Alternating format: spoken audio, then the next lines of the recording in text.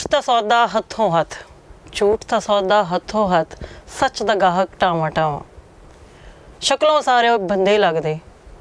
विचों बंदा tower tower. National news के प्रोग्राम ख़वातीन और माशरा में मैं आपकी होस्ट शाहीन यूसुफ आज आपके साथ हूँ। 10 दिसंबर इंटरनेशनल ह्यूमन राइट्स डे। ये वो दिन है जब अक़वाम मुत्तहिदा ने 1948 में बनियोना इंसान की तरक्की, फलाह और उनके तहफ़्फ़ुज़ के लिए एक डॉक्यूमेंट का ऐलान किया, जिसका मकसद दुनिया में बसने वाले तमाम इंसान,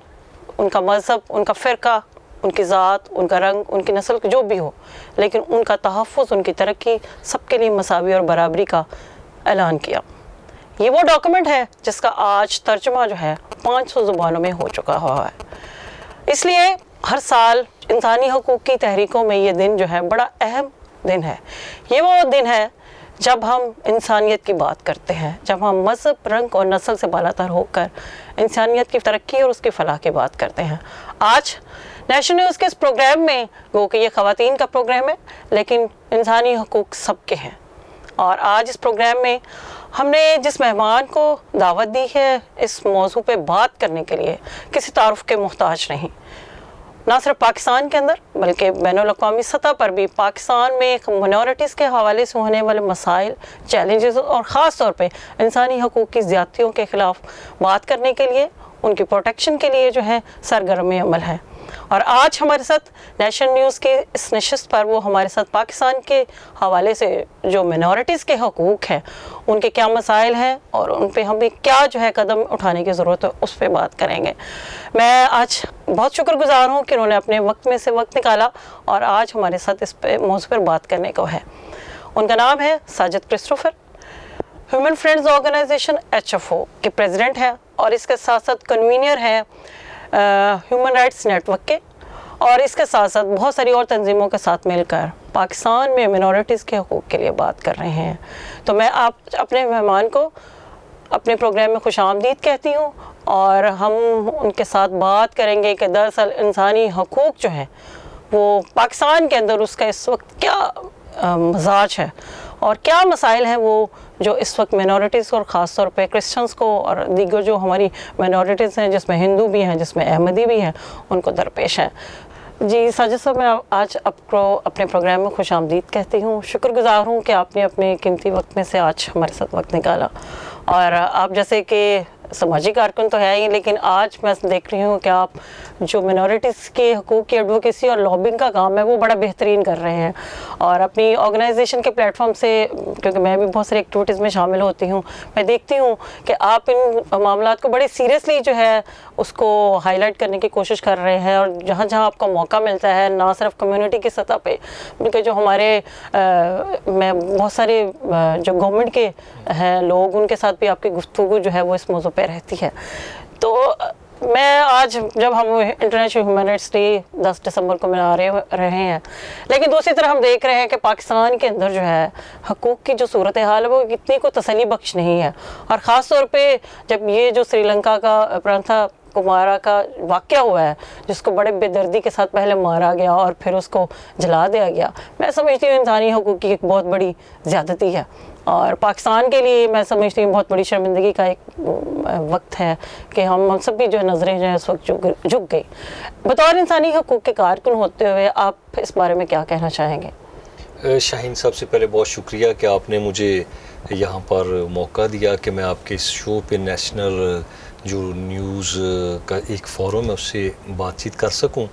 तो जिस तरह आपने अभी बात की है प्रियंका कुमारा की, तो मैं समझता हूं कि हर शख्स को, ना सिर्फ पाकिस्तान में रहने वालों को बल्कि पूरी दुनिया से लोग इसको कंडेम कर रहे हैं। ये इंसानी हकूक़ की बहुत बड़ी वायलेशन है।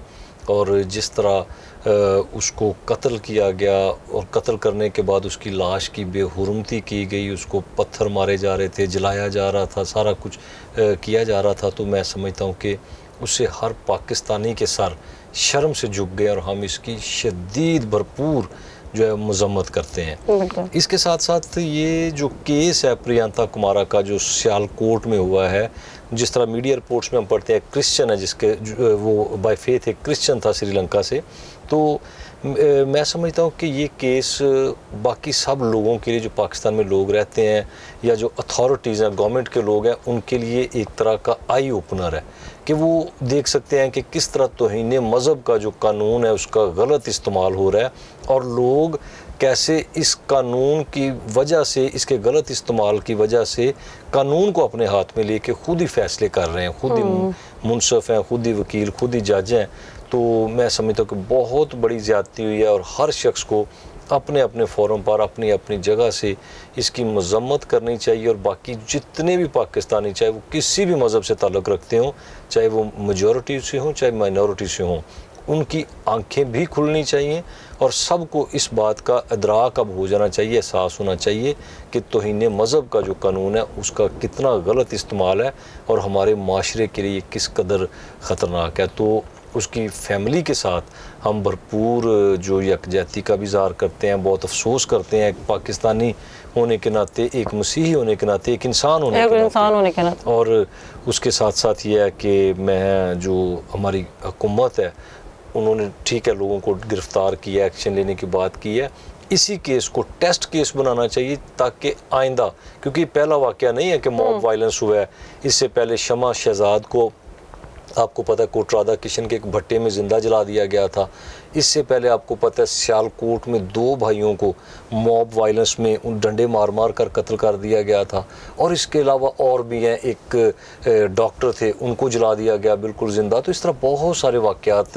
हुए हैं जहाँ पे झूठे इल्ज़ामात के तहत लोगों को फंसाया जाता है, उकसाया जाता है दूसरों को, मॉब इकट्ठा करके तो लोग अपने हाथ में कानून ले लेते हैं और कानून का गलत इस्तेमाल करते हैं। हुकूमत को चाहिए कि इन लोगों को तो कड़ी से कड़ी सज़ा दें ताकि दूसरों के लिए सबक हो, इबरत का निशान बने। लेकिन उसके साथ साथ इस तरह के इक़दामात भी हुकूमत को करने की ज़रूरत है, पार्लियामेंट को करने की ज़रूरत है कि इस कानून का गलत इस्तेमाल जो है वो रोका जा सके, आइंदा इस तरह के वाक़यात ना हों। हमें इस किस्म की हुकूमत की तरफ से हिकमत अमली की तवक्को करने की ज़रूरत है और उनके ऊपर दबाव बनाने की ज़रूरत है कि एडवोकेसी इस चीज़ पे करें कि वो आइंदा के लिए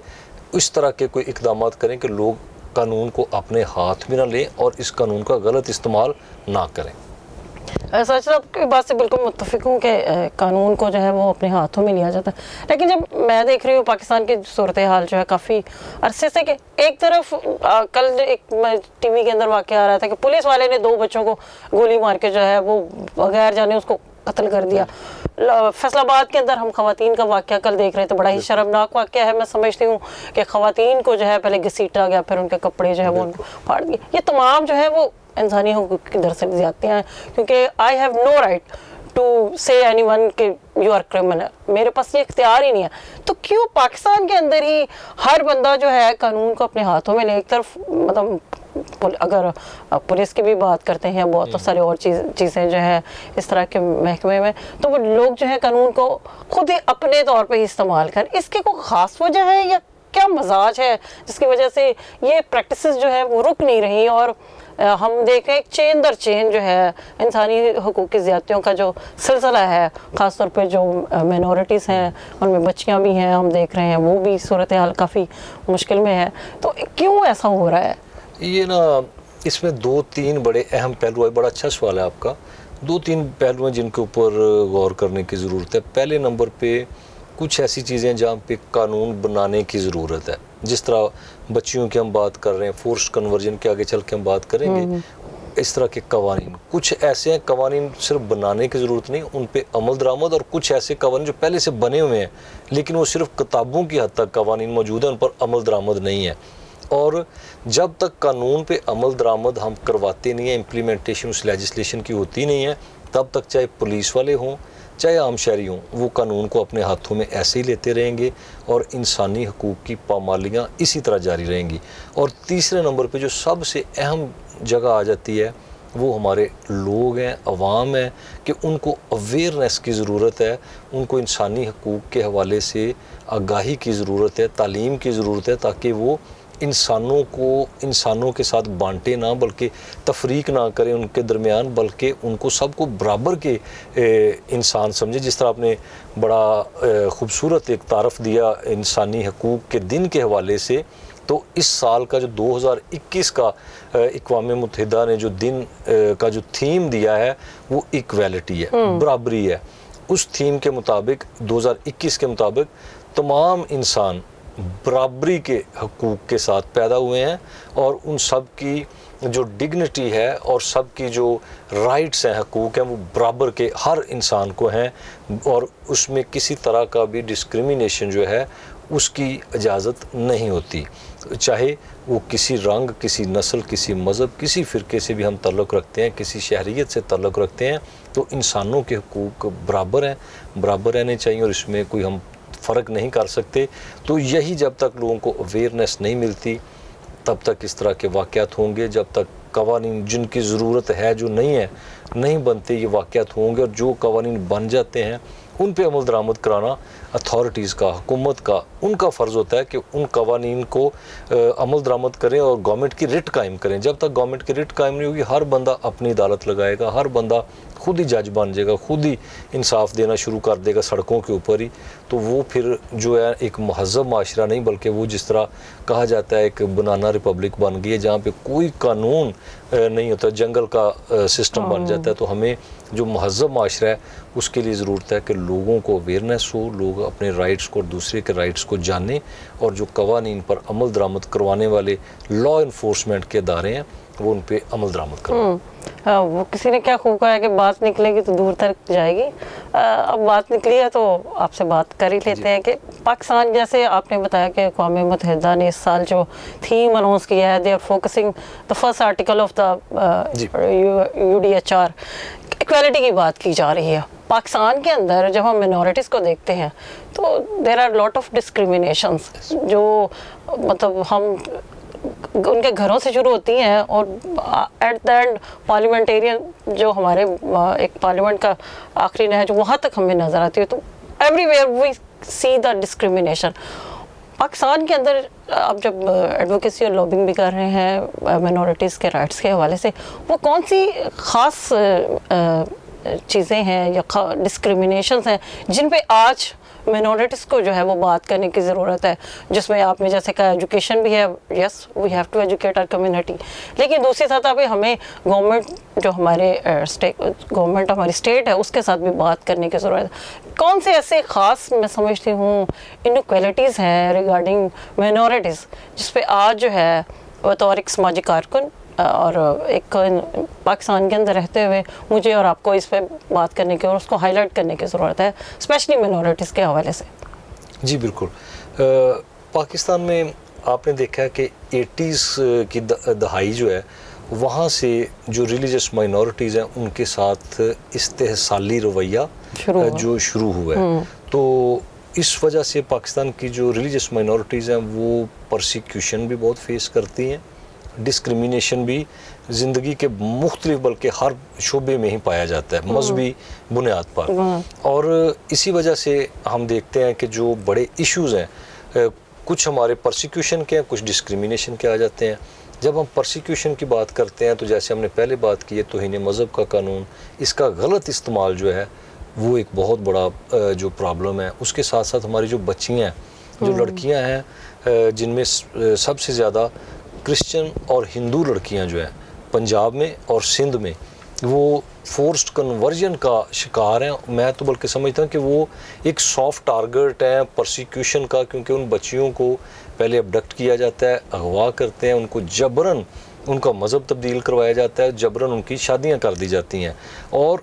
कुछ केस रिपोर्ट होते हैं लेकिन बहुत सारे केस खौफ की वजह से रिपोर्ट नहीं होते। और वो जो बच्चियाँ अगर उनके केसेस कुछ NGOs के ज़रिए अदालतों तक पहुंच जाए, माँ बाप हौसला कर लें, अदालतों तक आ जाएं, तो वो बच्चियां जो हैं वो इतनी ज़्यादा सहमी होती हैं, उनको इतना थ्रेट किया जाता है, डराया जाता है कि वो आके बयान अपने ही अगवा करने वाले बंदे के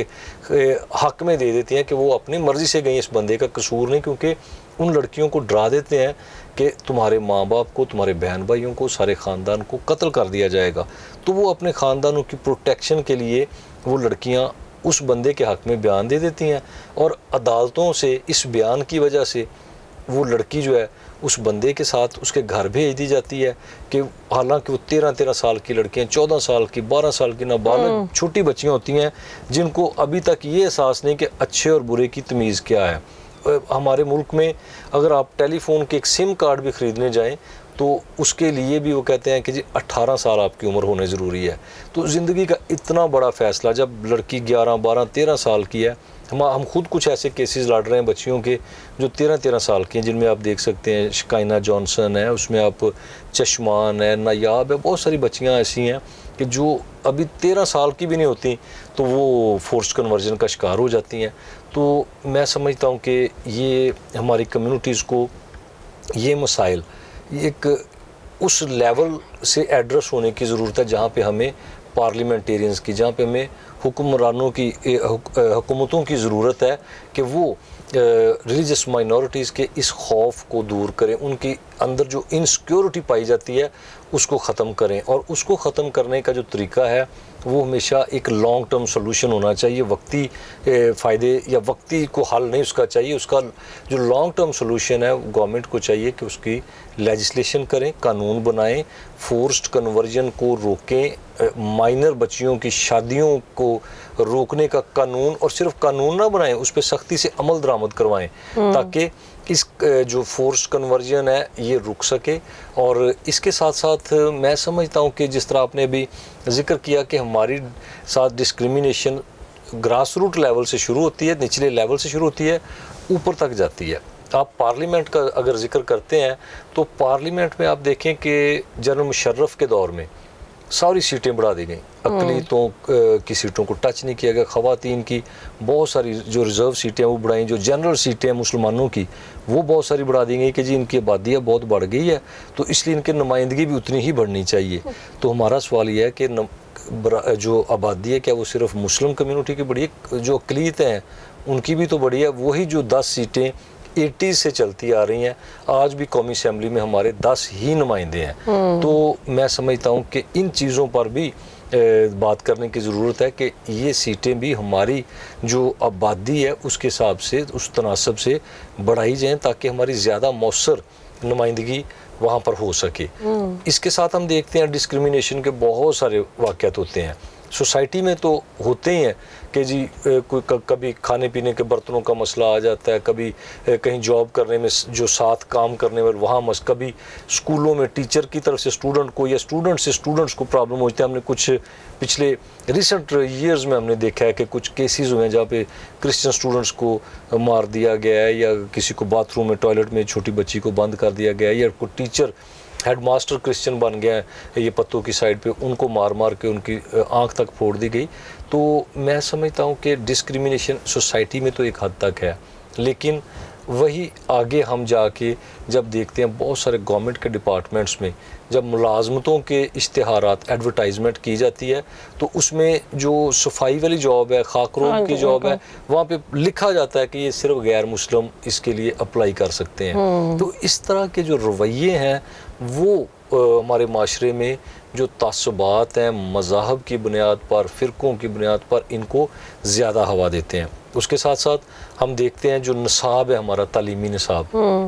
हमारे तालीमी निसाब में जो बायस्ड टेक्स्ट पाया जाता है किताबों में, अक़लियतों के ख़िलाफ़ नफ़रत अंगेज़ मवाद जो हेट स्पीचेस की मद में भी उसको लिया जा सकता है। तो ये वो मवाद है, निसाब है जहाँ से स्कूलों के अंदर जो पढ़ने वाले बच्चे हैं जब वो ये पढ़ेंगे कि भाई पाकिस्तान में जो बसने वाले जो हिंदू हैं वो हमारे दुश्मन हैं, पाकिस्तान सिर्फ मुसलमानों के लिए बनाया गया है, दीगर मसीहत के ख़िलाफ़ कोई नेगेटिव बातें लिखी जाएंगी, तो जब हम स्कूलों में एक बच्चों की परवरिश इस तरह करके उनको निकालते हैं तो मैं समझता हूँ कि वही बड़े होकर हमारे माशरे में वो नासूर ऐसे बन जाते हैं कि उनको फिर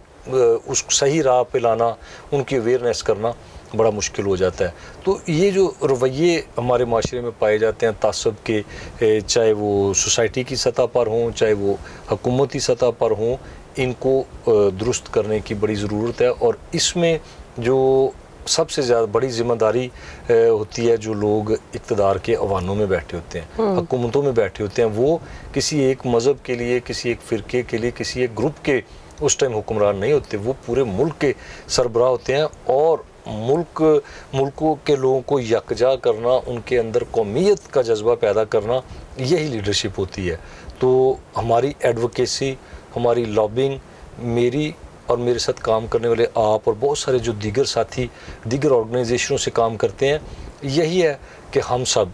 मिलकर लॉबिंग और एडवोकेसी इसी चीज़ पर करते हैं कि हमें इक्वल राइट्स चाहिए, हमें सबको पाकिस्तानी समझा जाए, हम सब मुहिब्बे वतन पाकिस्तानी हैं। तो मैं समझता हूँ कि हमारे इस इंटरव्यू के तवसत से दीगर जो इक़दाम हम करते हैं अपनी एडवोकेसी के ज़रिए, गवर्नमेंट को ये चाहिए, पार्लियामेंटेरियंस को ये चाहिए कि वो इन तासुबाना रवैयों को ख़त्म करें और इस तरह के इक़दाम लेके आएँ, इस तरह के कवानीन लाएँ, उन पर अमल दरामद करवाएँ, माशरे में अवेयरनेस प्रमोट करें, चाहे मीडिया के ज़रिए करें, चाहे निसाबी किताबों के ज़रिए करें, चाहे मजहबी रहनुमाओं को, चाहे उलमा इकराम हों, पादरी फादर साहबान हों, पंडित हों, उन सब को ज़रूरत है कि अपने अपने जगहों पर वो इन चीज़ों की अवेयरनेस पैदा करें ताकि हम सब लोग इक्वालिटी के साथ, सब लोग बराबरी के पाकिस्तानी के शहरी के तौर पर हम पाकिस्तान में रहें और अपने इक्वल राइट्स एंजॉय करें। बहुत शुक्रिया साजिद साहब का, अपने बड़ी तफसील के साथ। ये मौजू एक ऐसा मौजू है जिस पे घंटों बैठ के अगर बात की जाए तो वो कम नहीं, लेकिन मुख्तसर वक्त में अपने काफ़ी जो अहम नकात हैं, ख़ासतौर पे मिनॉरिटीज़ की डिस्क्रिमिनेशन के हवाले से उस पर रोशनी डाली और ख़ासतौर पर जो इक़दाम की बात की। आज हमारे नाज़रीन इस प्रोग्राम को देख भी रहे होंगे और ज़ाहिर है कि 10 दिसंबर को जब हम इंटरनेशनल ह्यूमन राइट्स डे मना रहे होंगे, मैं समझती हूँ कि हर शख्स को उस दिन अपने मज़हब को, अपने रंग को, नस्ल को भूल के, फ़िरके को भूल के सिर्फ़ और सिर्फ इंसानियत की बात करनी चाहिए ताकि पाकिस्तान में नहीं दुनिया भर में जो है इक्वालिटी का जो बोलबाला है वो बुलंद हो सके। आपका once again I am very thankful to you again. और फिर आपसे किसी वक्त किसी और नशिस्त पे हम चाहेंगे कि ज़रूर आप बात करें ताकि जो मिनॉरिटीज़ के मामलात हैं और ख़ास तौर पर उनकी जो हकूक़ की बातचीत है वो जारी रहे। बहुत शुक्रिया। बहुत शुक्रिया नाज़रीन, इस प्रोग्राम के साथ मैं आपसे इन आखिरी अल्फाज के साथ इजाज़त चाहूँगी। तारीख़ हज़ारों सालों में बस इतनी सी बदली है, तारीख़ हज़ारों सालों में बस इतनी सी बदली है, तब दौर पत्थर का था, अब लोग पत्थर के हैं। मैं समझती हूँ कि इंसानी हकूक़ की अलमबरदारी का ज़िम्मा जो है वो किसी समाजी कारकुन का नहीं, हर शख्स का है। और इंसान होना हमारा इंतखाब नहीं, कुदरत की अता है, लेकिन अपने अंदर इंसानियत बनाए रखना मेरा अपना इंतखाब है। आए 10 दिसंबर को जब हम इंटरनेशनल ह्यूमन राइट्स डे मना रहे हों, अपने दिलों में ये इरादा करें कि हम रंग, नस्ल, मज़हब सब कुछ भूलकर सिर्फ़ और सिर्फ इंसानियत का प्रचार करें। अपने घरों के अंदर को बर्दाश्त, प्यार, मोहब्बत और इस तरह की रवायतों को परवान चढ़ाएं। अपने स्कूल्स के अंदर जहां हम अलिफ अनार सिखाते हैं वहां इंसानियत का सबक जो है पढ़ना सिखाएं ताकि हमारे मुल्क के अंदर और दुनिया के अंदर ये जो नफ़रत, ये जो इंतशार और बदनबी फैल रही है और इंसानों का कत्लेआम हो रहा है, हम उसको रोकने में अपना अहम और बुनियादी किरदार अदा करते हुए इंसानियत का झंडा जो है बुलंद कर सकें। आप सबको आने वाले दिनों में खुदावंद खैरियत और आफियत से रखे और आपके साथ हो। आप सबका बहुत शुक्रिया।